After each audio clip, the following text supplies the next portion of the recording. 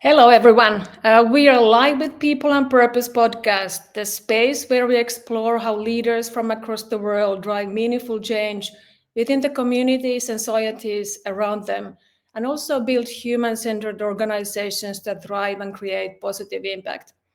I'm your host, Tarja Takko, and today we are diving deep into intercultural leadership and why the ability to connect across cultures is a strategic superpower for modern leaders.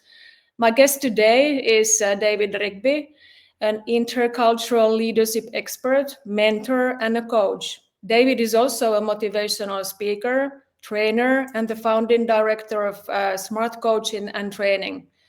Davis has worked in 22 countries, built teams across 4 continents, and he has spent decades helping leaders navigate cultural differences within empathy and impact. David has also hosted a radio show in UK, and he has written 40 articles for Al Arabiya News. He has a mathematics degree from London University, and his career has evolved from IT to focusing on people. And David is also a singer, so quite a multi-talented person joining us today. David, welcome to the podcast. Good morning, Tarja. Good morning. It's a pleasure to have you here, and I would like to start by understanding a bit your journey. You have had such a global journey. You worked across Europe, the Middle East, Asia, and with teams that span so many different cultures. Can you take us back to the beginning? What sparked your interest in this intercultural leadership? Well, interculturality, I guess. When I was at school, there was one guy who was from India. There's only one, and that was it. And he was my friend. When I went to university, I spent most of my time with people from Cyprus. I learned Italian in my 20s and Spanish a bit later on. And I was always interested in the culture. I was always interested in eating the food, where they came from, the background. So, whilst I don't know too much about the UK, I know a lot about everywhere else. That's what it comes to. So, I always, from the beginning of life, I was interested in other cultures, other people. Mm, mm. How do you define intercultural leadership, and also trying to understand what makes it different from just being a good leader? So, what really is the intercultural part that an excellent leader needs to understand?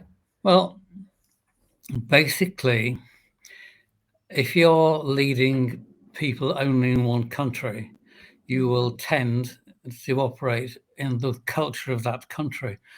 For example, if you're working in Northern Europe, people expect to have a lot of autonomy and make their own decisions. Whereas if you're working in, particularly in the Far East, the leader makes all the decisions.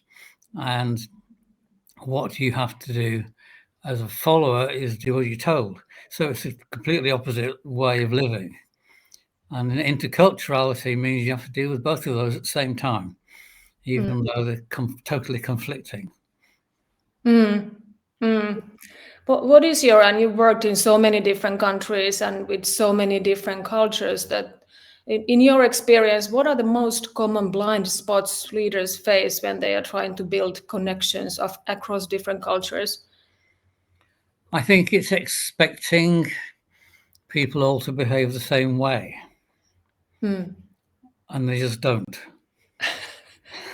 Yeah. Can you share, I don't know if you have some concrete example that you could share. The classic classroom example Mm. is the one about L'Oreal working with the French, which they claim to be, and their Chinese counterparts. And the French, as you possibly know, are very good at intuitive conversations. You're supposed to know what the end of the sentence is without them actually saying it. That's the French approach to life. Uh, Mm. and the Chinese like to work as a group. So if you want to ask a question of like one of the junior members in a team, you can't fundamentally. You have to ask the leader in that team the question, who then asks the junior person.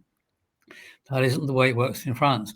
I mean, I've been to several meetings in Paris, and I have never understood what the conclusion is to any of them. Mm. How do you see, David, now that the world is evolving and people are connecting across different countries, and I think this interculturality is becoming, I would say, more open. Do you see that the young people across and in different countries are also changing? So maybe the Chinese are starting to also behave a bit differently than they used to in terms of leadership, as an example. No, I think they know they ought to, Mm. but they don't. So the change is slow. So the change is very slow. Mm. If you ask, I mean, one of the key challenges is working with anyone in the Far East is never ask a question where the answer can be yes, because they'll always answer yes to everything. So really, so they have to say something totally different from yes, and that's not necessarily no. Yeah. Yeah, well, you use this behavioral preference profile and also these cognitive diversity tools. Uh, how do these help in creating bridges and positive understanding rather than putting people in boxes? Because even you are from Finland or Sweden or any other country, you still find a lot of diversity within the people on top of how they are from the cultural point of view. Well, if you look at cognitive diversity, which is the color profiling and everything else, we've used for 15 years, basically there's a line between logical and emotional, and there's another line between introvert and extrovert. And most people there are all combinations of all of them, but they will have the preferences. So some people, I'm using the color profiling colors. The reds are the ones which are very logical and they're very direct, and they don't like detail. If you work with blues, they are again very logical, but they like process and procedure and they like to follow all the rules. The emotional ones, the greens, will tend to be more introvert, so they're more concerned about everyone's welfare. And the yellows like to have a party, so they're the ones who are very good at selling and making relationships and everything else. They're also very bad at finishing anything. Now, everyone's all of everything, but they're all one of each. Now, it doesn't matter which country you're in, you've still got an even distribution across those four. And so just because someone comes from, let's say, Finland, for example, it doesn't mean to say they're necessarily all blue. You've got all the combinations of all of them, even in Finland. So you're dealing with individuals, you're not dealing with the culture. People have learned the culture, but they are individuals. So it's understanding the context, but then it's important to really understand, as you said, everybody are different and you're dealing with individuals. And it's how and the skill in there is understanding, looking for all the clues about how people will behave. And then you learn to communicate so they receive the messages in the way they like to receive them. Yeah. So if you're talking to someone who's red, you don't go saying, "How are you today?" No. It doesn't work. It's straight in with, "Can you tell me what this is now?" End of topic. Yeah. Hey, you, and I have talked with you about creating a connection and the importance of connection, especially when you are working remotely and in hybrid teams when you don't get to spend so much time face to face. But in global multicultural context, how can leaders create that true sense of belonging and connection when you're not meeting your people face to face? I think you have to have the intention, and people have to know you're being sincere about what you're doing. Ticking all the boxes doesn't work. You have to be who you are. So equally, if you understand, let's say that the personality of your your fellow people you're working with, they also have to understand you. So it's learning how to communicate on an individual basis that makes the difference, and being aware of the cultural background. Most of the people I work with, most of my colleagues, have lived in more than one country, so they're very used to intercultural things, and still we get it wrong, and we still get the communications wrong. And by you saying that, would you like to evolve a little bit? We still get the communication wrong. What could we do to get it better? I think you don't make assumptions. The number of times I've expected someone to know something and realised that they haven't, or it's obvious to me and it's not obvious to them. So in some ways, you're treating them like a child, but don't behave like you treat them like a child. But it's also ensuring, like, only leaving the house, did you turn the gas off? Did you turn the water off? All the sorts of things. They may not do it, and you've made that assumption that they have.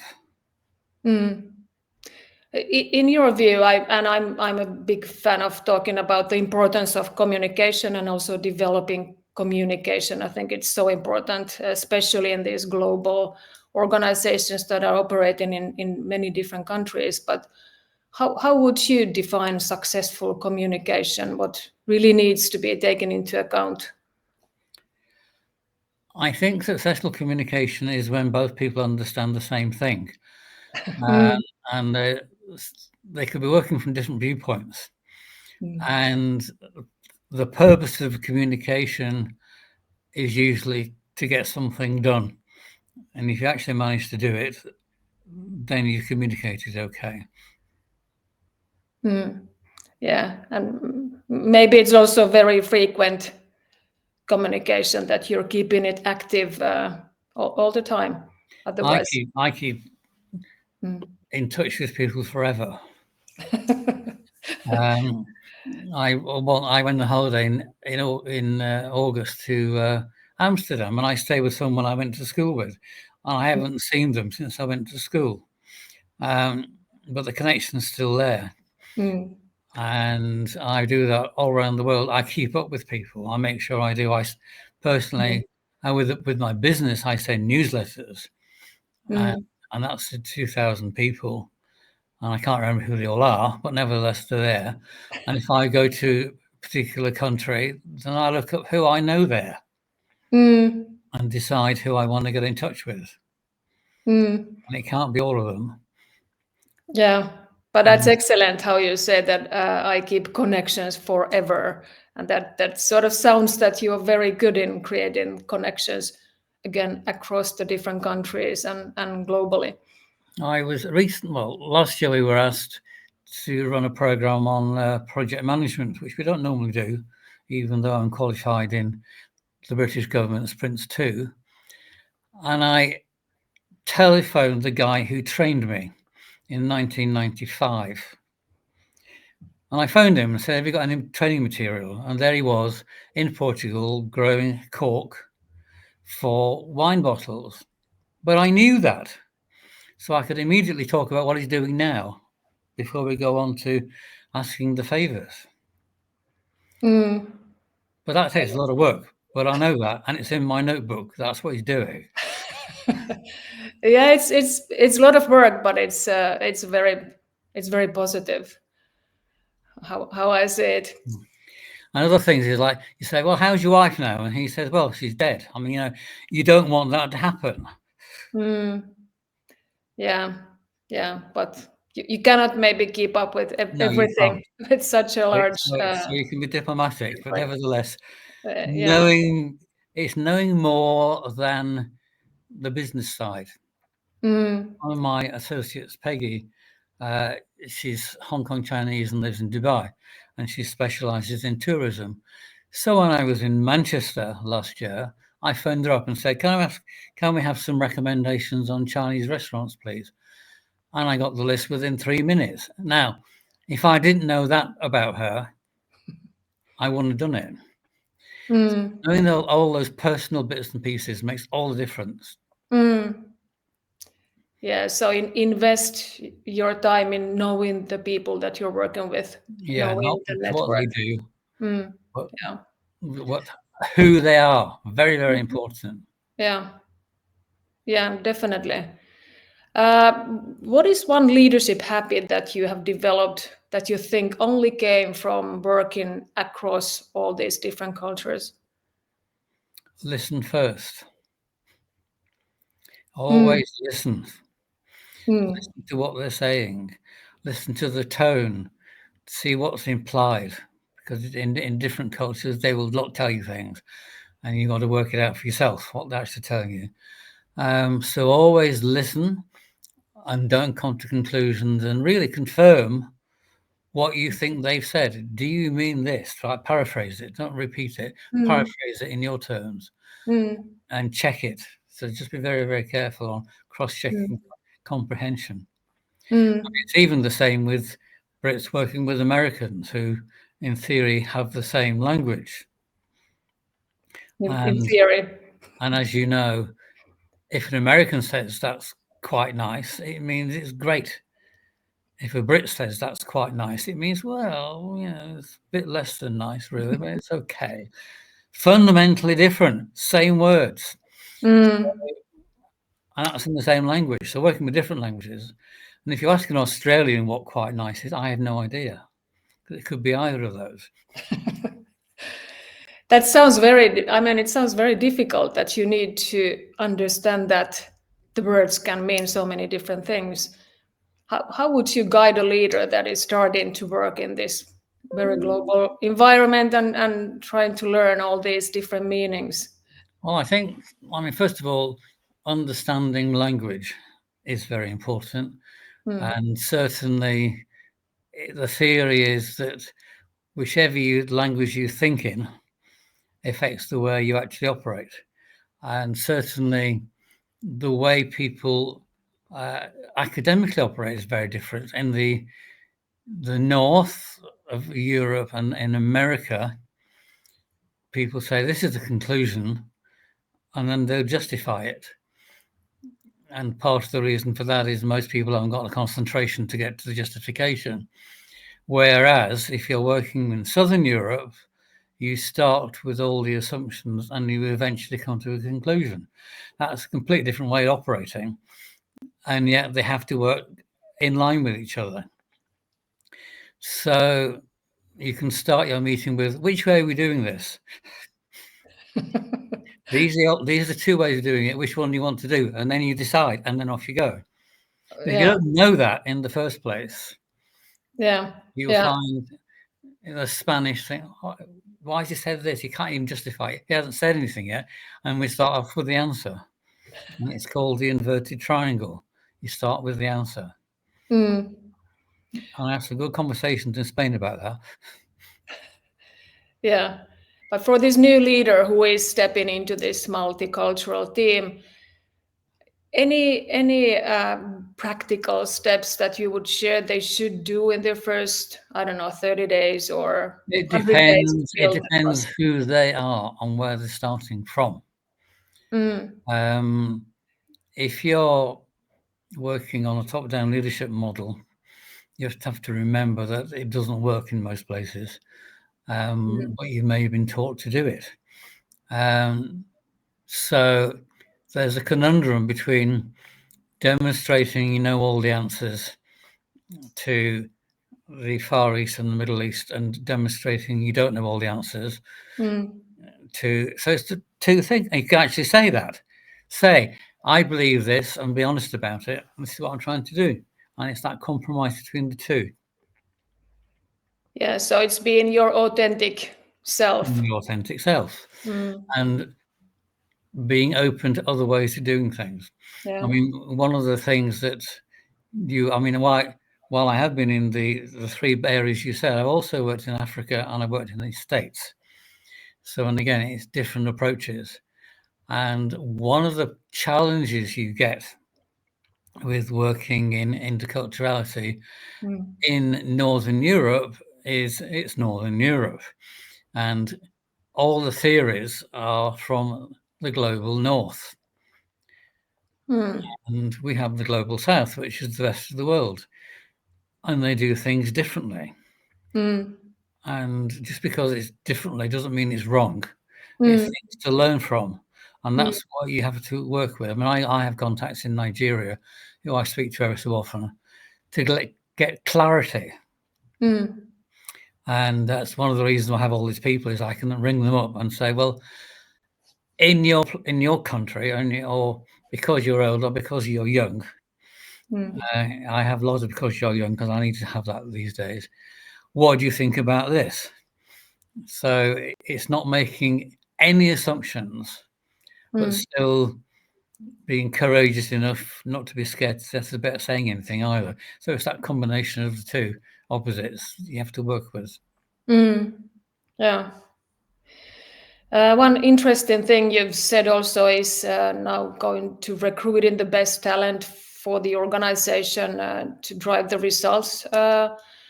You've said that you need to really focus on recruiting for the team rather than just finding the best individuals. Can you elaborate a bit on that?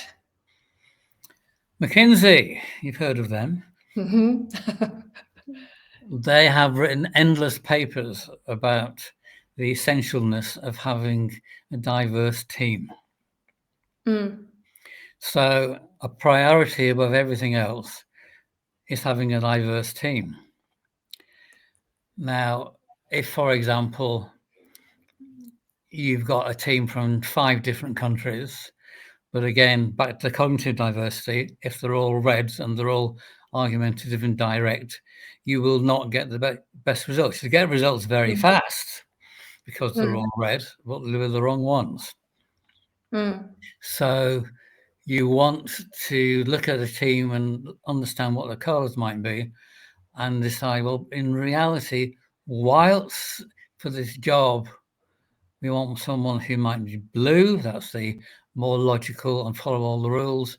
Perhaps we want someone who's green, who's got much more emotional things to balance up the team. So focusing on the team is Mm. more important than balancing the uh, getting the right job for the individual. And it applies not only to the way people think, it applies to race and sex and sexuality and age. Mm. And it's all Yeah. of that.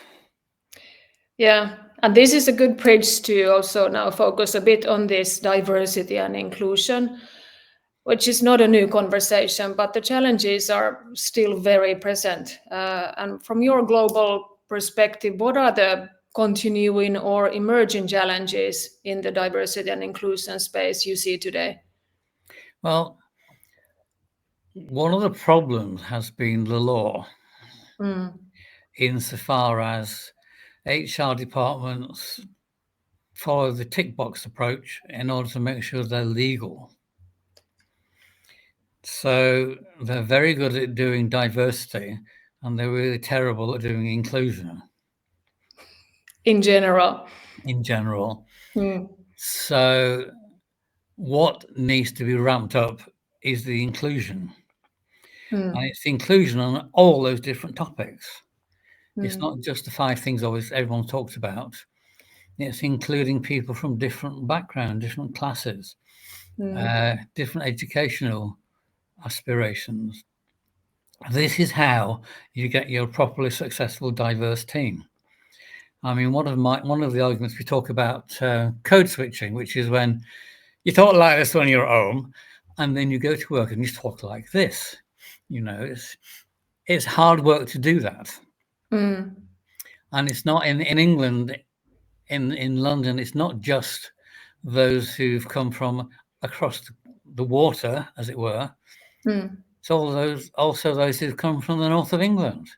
They have to learn to change their accents and eat different foods and all the rest of it in order to fit in. I think Mm. as I come from the north of England, I've learned to do it. But nevertheless, it's a challenge for everybody. Yeah.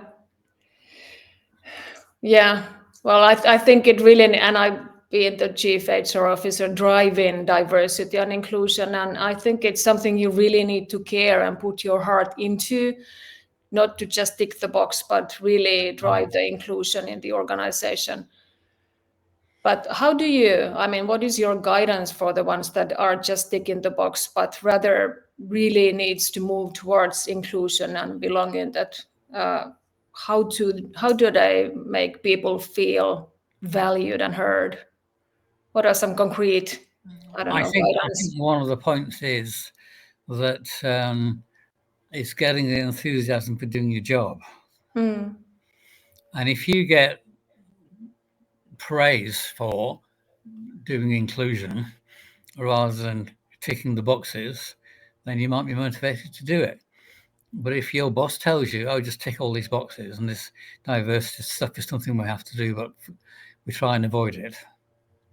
mm, I had a conversation with a friend I've known for a long, long time who's a Filipino woman who lives in Dubai. I've known her a long 10 years.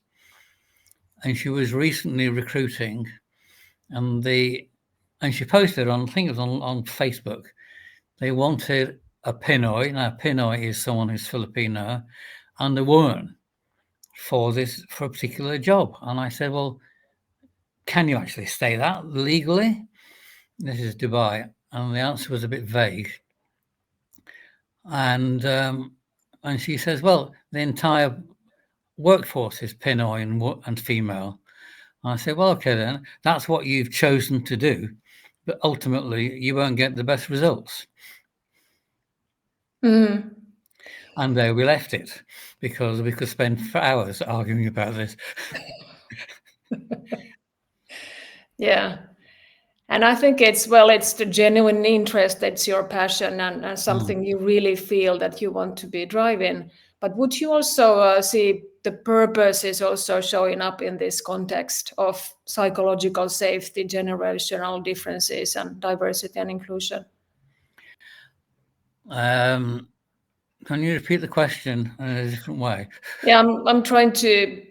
This is people on purpose. We're talking about purpose-led leaders. So how Yeah. would you put the purpose in this context of creating Okay. psychological safety and the importance of If you diversity? are the leader whose job is to make profit this year, then Mm, you forget living with purpose, working with purpose. mm, If you wish to continue doing it in 10 years, then that's what you have to do. So, I mean, I'm reading, well, this book at the moment, which is Servant Leadership with Frans Trompenaar, so I whoops, that way around, who I recently met in Holland because I chose to. It's to do with, if you don't want to do all the job all by yourself, then you can be a leader in the traditional way. mm. If you want to be in business, you continue to grow the people you are with. Try and recruit people who are better than you, which I'm extremely good at because most people are better than me, so it's easy. And and certainly build your team for the future. Mm, And that means enabling the young people to learn from the old ones.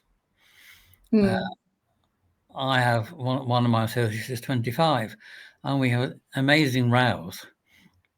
But he learns from me as well as I learn from him, and that's all around the DEI model. mm, And use of pronouns, which drives me insane, but that's generational stuff. mm. My name is X, my pronouns are Y. I mean, and immediately anyone over the age of 50 goes bonkers. So Many might, yes. like stop the conversation there. But I understand why it's there, but it doesn't mean to have to follow it. Mm, yeah, yeah.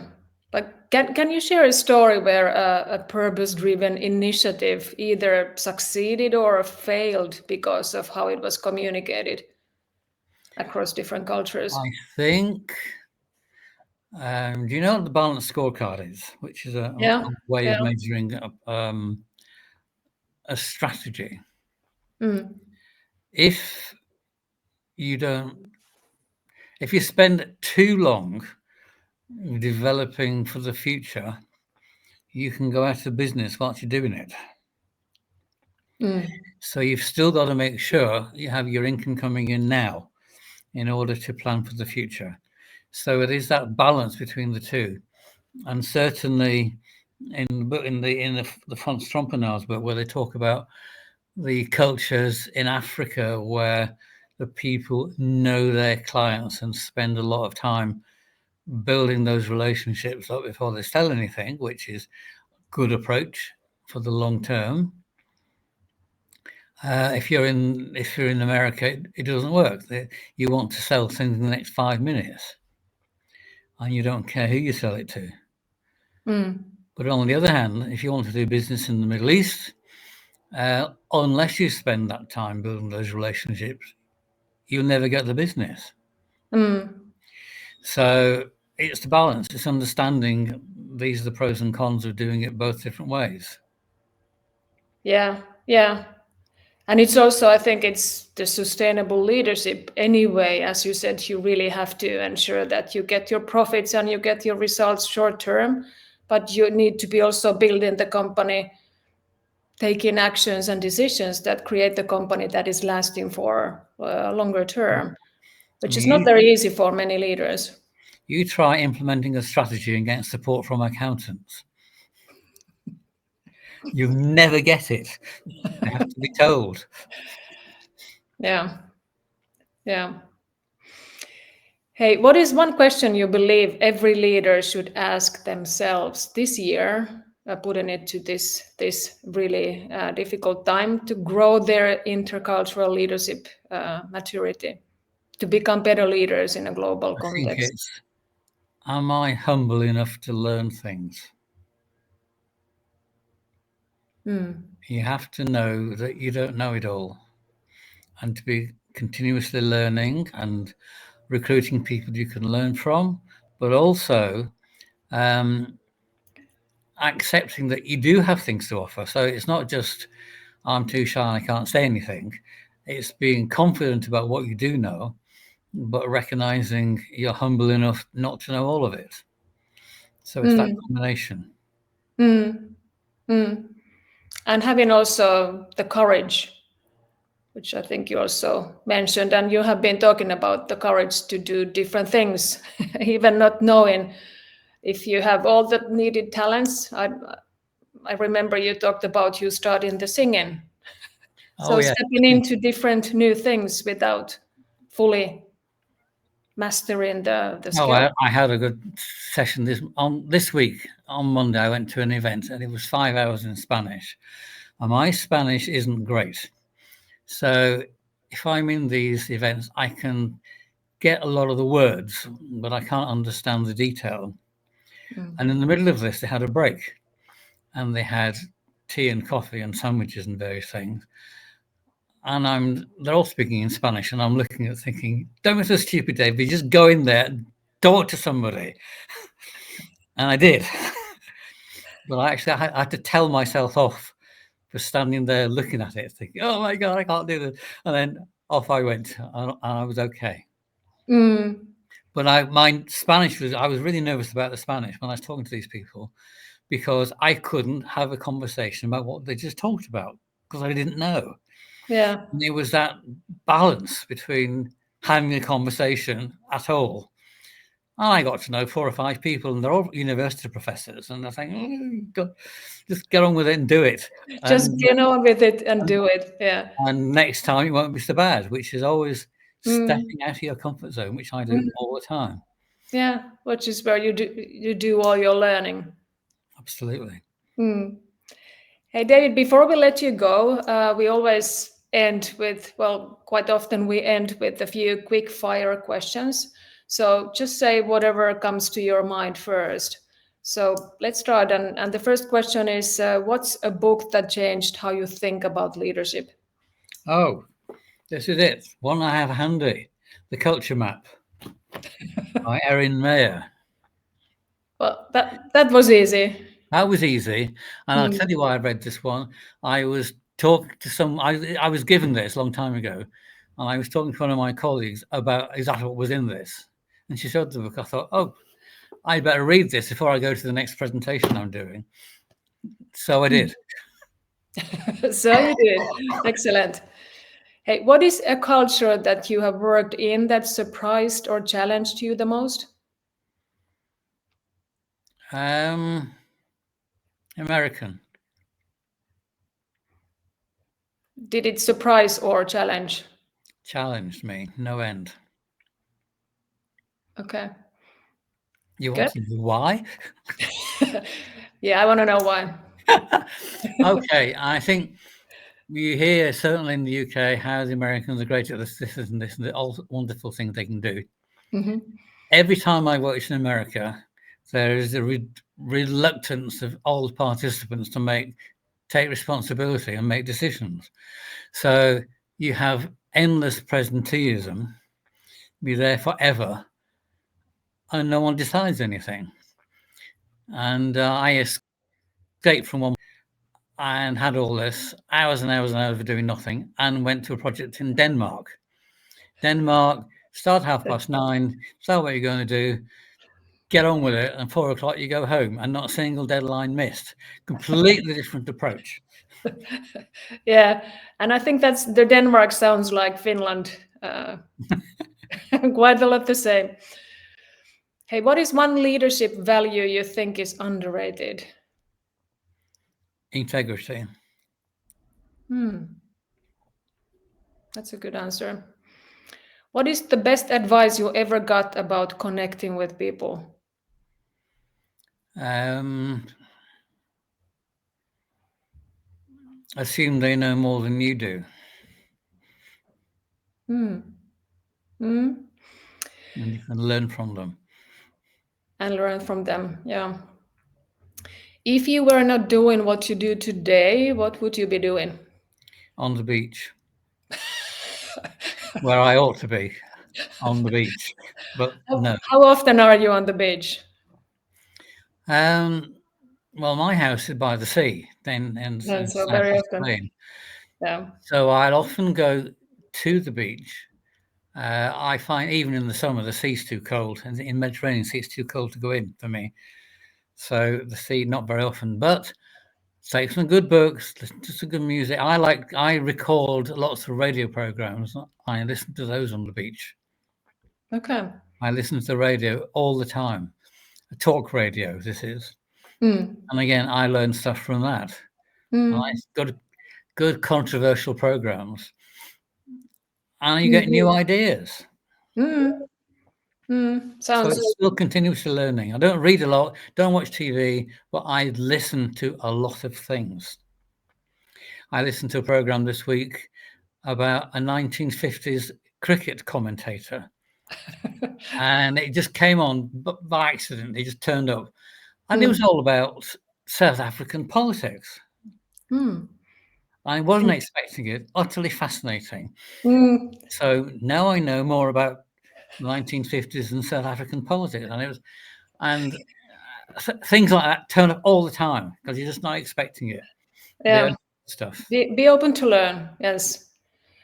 What is one thing you wish more leaders understood about interculturality? Do you have to do it? You have to do it. Yeah, people don't even think about interculturality until it hits them. Mm. Yeah. My way is the only way, is the wrong way. Fully agree. Hey, one last question. Coffee, tea, or something stronger after a long day of global workshops, maybe going to the beach? Well, this is Spain, and if you're in Spain, you have lunch. And lunch lasts for 2 to 3 hours in the middle of the day. And it comes with possibly an aperitif and certainly 2 or 3 glasses of wine and a coffee. And then you go back to work. Wow. But I start the day with tea. So 2 or 3 cups of tea. Here we are. Evidence. and then I move on to coffee. So it sounds that you're taking a little bit of everything. All of them, yes. I mean, for me, decaffeinated coffee, no way. Alcohol-free beer, no way. It defeats its The purpose. real stuff The real stuff all the time. And all the time. and one of the great challenges of being in Spain is understanding menus. Yeah.